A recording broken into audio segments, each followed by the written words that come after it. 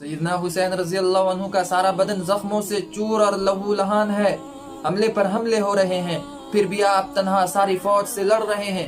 ہر طرف تلواروں کی چمک سے میدان کربلا کے گرد و غبار میں ایسا معلوم ہوتا ہے کہ بجلی کون رہی ہے۔ اسی ہنگامے میں مالک بن شبرکندی نے تلوار کا ایسا وار سیدنا حسین پر کیا کہ تلوار کلاه مبارک کو کاٹتی ہوئی کاسہ سر تک پہنچ گئی اور تمام پیراہن خون سے شرابور ہو گیا۔ اس پر بھی سیدنا حسین کے عزم و استقلال اور صبر و سکون کا یہ حال تھا کہ دوسری ٹوپی سر مبارک پر رکھ کر امامہ باندھ لیا۔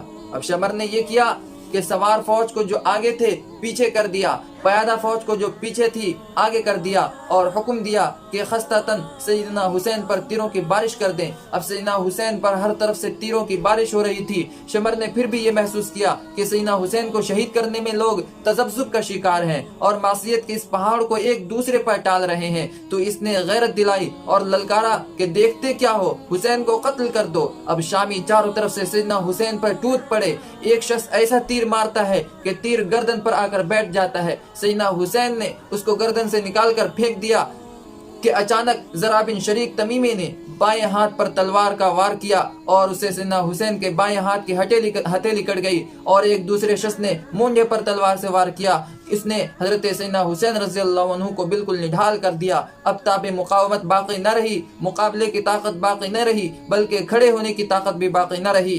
آپ اٹھتے تھے مگر سکت نہ پا کر گر پڑتے تھے۔ اسی حالت میں سنان بن انس نخی نے نیزہ مارا اور یہ کاری ثابت ہوا اور آپ فرش پر زمین پر گر پڑے۔ خولد بن یزید اسجی نے گھوڑے سے اتر کر سر قلم کرنا چاہا، مگر اس پر ایسی ہیبت طاری ہوئی کہ اس کا بدن کانپنے لگا، تھرا کر پیچھے ہٹ گیا، اور سنگ دل شقی ازلی سنان بن انس نے سیدنا حسین کے سر مبارک جسم اطہر سے جدا کر کے خولد بن یزید کے حوالے کر دیا۔ راوی کا بیان ہے کہ شہادت کے بعد جب حضرت حسین رضی اللہ عنہ کے جسم اطہر کا معائنہ اور مشاہدہ کیا گیا، جب آپ کے جسم اطہر کو چیک کیا گیا تو جسم اطہر پر تیروں کے علاوہ نیزوں اور تلواروں کے 33 اور نیزوں کے 34 وار تھے۔ بہرحال 10 محرم الحرام 61 ہجری کو سیدنا حسین رضی اللہ عنہ راہ حق میں شہید ہو کر، سرفراز ہو کر، حق و عدل کے قیام اور ظلم و استبداد کے مقابلے میں جاں سپاری کا زندہ و جاوید اسوہ قیامت تک کے لیے چھوڑ گئے، صبر و استقامت کی تاریخ رقم کر گئے۔ جنت کی سرداری کا جو تاج نانا محمد نے پہنایا تھا، آج اس تاج کی سرداری کا چارج سنبھال لیا۔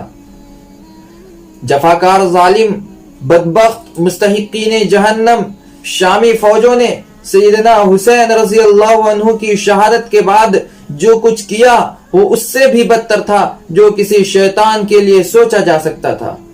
سب سے پہلے اس بدبخت سفاکین نے یہ کیا کہ سیدنا حسین کی لاش مبارک کو برہنہ کر دیا اور آپ کے جسم اطہر کے کپڑے تقسیم کر دیے گئے۔ کسی کے حصے میں قمیض گئی، کسی کو تلوار ملی، قیس بن اشعث کے حصے میں چادر آئی، اخنس بن مرشد حضرمی کو عمامہ ملا، اسود اودی کو پاپوش ملا، اور ان اشقیاء نے ایسا کرتے ہوئے ذرا بھی شرم محسوس نہیں کی۔ اس کے بعد دوسرا کام ان شامی وحشیوں نے یہ کیا کہ سیدنا حسین کے جسد اقدس کو، جس کو جسد رسول کا ٹکڑا ہونے کی شرافت حاصل تھی، گھوڑوں کی ٹاپوں سے پامال کیا گیا، اور یہ بہیمانہ شقاوت کا کام عمرو بن سعد کے حکم سے کیا گیا۔ اس نے یہ اعلان کیا کہ کون لوگ اس کے لیے تیار ہیں کہ حسین کی لاش کو اپنے گھوڑوں سے ٹاپوں سے پامال کرے۔ تیسرا کام ان بدبختوں نے یہ کیا کہ پردہ نشینہ عفیفان اہل بیت کے خیموں کی طرف بڑھ کر اہل بیت کا سامان لوٹا۔ خیمے میں عفیفان اہل بیت کے ساتھ صرف عابد تھے جو کہ بیمار تھے، جو بستر علالت پر پڑے ہوئے تھے۔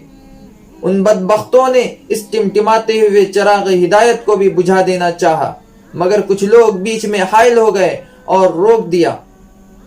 اور چوتھا کام ان بدبختوں نے، ننگے انسانیت کے پیکروں نے یہ کیا کہ شہداء کی لاشوں کو بلا تجہیز و تکفین کے، بغیر گور و کفن کے چھوڑ چلے گئے، اور تمام شہداء کربلا کے سروں کو ان کے جسم سے جدا کر دیا۔ اس کے بعد تمام شہداء کے سروں کے ساتھ سیدنا حسین شہید رضی اللہ عنہ کے سر مبارک کو بھی عمرو بن سعد نے ابن زیاد کے پاس بھیجا۔ اس دور کی اسلامی تاریخ کی یہ پہلی شیطانی بدعت اور خباثت ہے کہ میدان جنگ میں کام آنے والے بہادروں مجاہدوں کے سروں کو کاٹ کر شاہانہ دربار میں عام مظاہرہ کے لیے بھیجا گیا اور اظہار فخر و مباحات کے لیے عام جلسے کر کے اور خاص و عام کو دعوت دے کر رسم نمائش کی بنیاد رکھی گئی۔ خولی بن یزید جس وقت سیدنا حسین رضی اللہ عنہ کے سر مبارک کو لے کر کوفہ پہنچا، رات کا وقت تھا، قلعہ کا پھاٹک بند ہو چکا تھا، اس لیے وہ اپنے گھر چلے آیا اور اسے کپڑے دھونے والے ٹب کے نیچے رکھ دیا۔